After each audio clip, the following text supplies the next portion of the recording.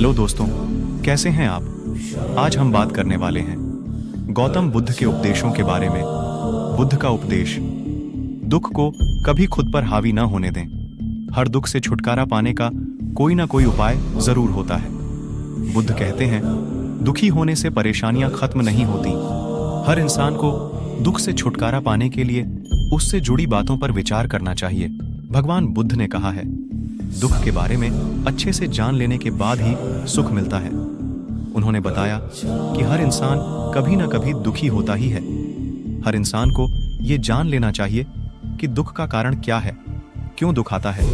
हर तरह के दुख से छुटकारा पाया जा सकता है और दुख को खत्म करने के क्या उपाय हैं। इन बातों को जो इंसान समझ लेता है वो किसी भी हालात में परेशान नहीं होता है।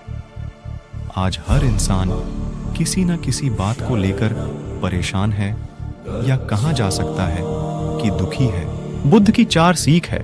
महात्मा बुद्ध की पहली सीख कहती है कि संसार में दुख है। बुद्ध कहते हैं कि इस संसार में कोई भी प्राणी ऐसा नहीं है जिसे दुख ना हो।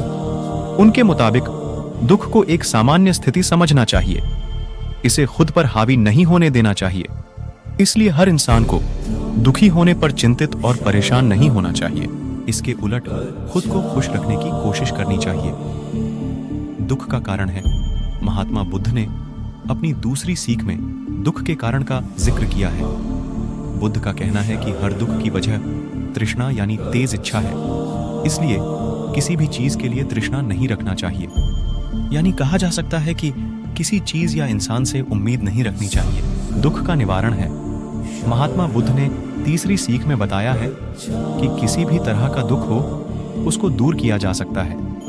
उनका कहना है कि हर इंसान को यह समझना चाहिए कि कोई भी दुख हमेशा नहीं रहता है, उसको खत्म किया जा सकता है। दुख निवारण का उपाय है।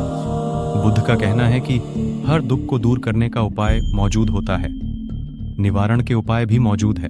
दुख को दूर करने के लिए इंसान को भगवान बुद्ध के बताए गए सद्मार्ग यानी अष्टांगिक मार्ग को जानना चाहिए, जिससे कभी दुख महसूस नहीं होगा। चौथा, आर्य सत्य दुख के अंत को प्राप्त करने की विधि का वर्णन करता है, जिसे बौद्ध आर्य अष्टांगिक मार्ग के रूप में जानते हैं।